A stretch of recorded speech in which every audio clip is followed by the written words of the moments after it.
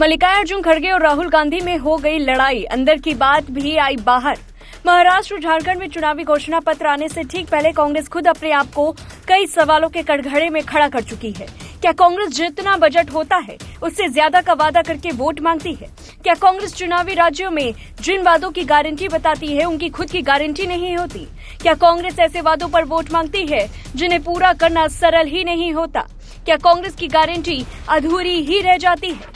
सवाल उठे कांग्रेस अध्यक्ष मल्लिकार्जुन खड़गे के बयान की वजह से, जो उन्होंने कांग्रेस शासित कर्नाटक के मुख्यमंत्री और डिप्टी सीएम के बीच बैठ कर दिया था। राज्य के बजट की चादर जितना ही वादों का पैर पसारने की बात अब कांग्रेस करती क्यों दिखी? क्या हिमाचल में अधूरे रह गए वादों का असर हरियाणा चुनाव तक पड़ने की वजह से कांग्रेस के भीतर आत्मचिंतन शुरू हुआ है? यहाँ तक कि राहुल गांधी ने भी कहा कि हम बजट के आधार पर महाराष्ट्र में गारंटी की घोषणा करेंगे।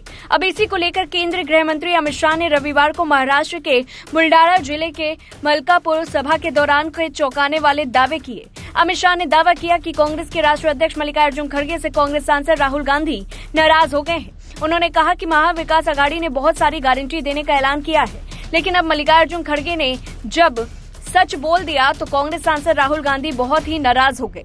मल्लिकार्जुन खड़गे ने कहा कि जो भी वादे करें उसे पूरा जरूर करें, लेकिन कांग्रेस ने हिमाचल, कर्नाटक और तेलंगाना में जो वादे किए थे उसे पूरे नहीं किए।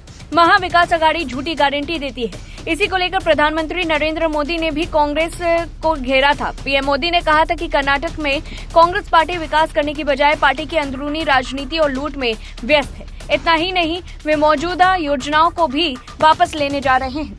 पीएम मोदी ने एक्स पर एक पोस्ट में कहा था कि देश के लोगों को झूठे वादे की कांग्रेस प्रायोजित संस्कृति के खिलाफ सतर्क रहना होगा। हमने हाल ही में देखा कि कैसे हरियाणा के लोगों ने उनके झूठे को खारिज कर दिया और एक ऐसी सरकार को पसंद किया जो स्थिर, प्रगति उन्मुख और कार्रवाई से प्रेरित हो। पूरे भारत में यह एहसास बढ़ रहा है कि कांग्रेस को वोट देना मतलब गैर शासन, खराब अर्थव्यवस्था और बेमिसाल लूट के लिए वोट देना है। भारत के लोग विकास और प्रगति चाहते हैं, न कि वही पुराने कांग्रेस के फेक प्रॉमिस। प्रधानमंत्री नरेंद्र मोदी ने कहा था कि हिमाचल प्रदेश में सरकारी कर्मचारियों को समय पर वेतन नहीं दिया जाता। तेलंगाना में किसान अपने वादे के मुताबिक छूट का इंतजार कर रहे हैं। इससे पहले छत्तीसगढ़ और राजस्थान में उन्होंने कुछ भत्ते देने का वादा किया था जो 5 साल तक लागू नहीं हुए। कांग्रेस किस तरह काम करती है, इसके कई उदाहरण हैं। उन्होंने कहा था कि हिमाचल प्रदेश, कर्नाटक और तेलंगाना में कांग्रेस की सरकारें हैं। वहां विकास की गति और वित्तीय सेहत बद से बदतर होती जा रही है। उनकी तथाकथित गारंटी अधूरी पड़ी है, जो इन राज्यों के लोगों के साथ एक भयानक धोखा है। ऐसी राजनीति का शिकार गरीब, युवा, किसान और महिलाएं हैं, जिन्हें इन वादों का लाभ भी नहीं मिल रहा। कांग्रेस पार्टी को यह एहसास हो रहा था कि झूठे वादे करना आसान है, लेकिन उन्हें सही तरीके से लागू करना मुश्किल या असंभव।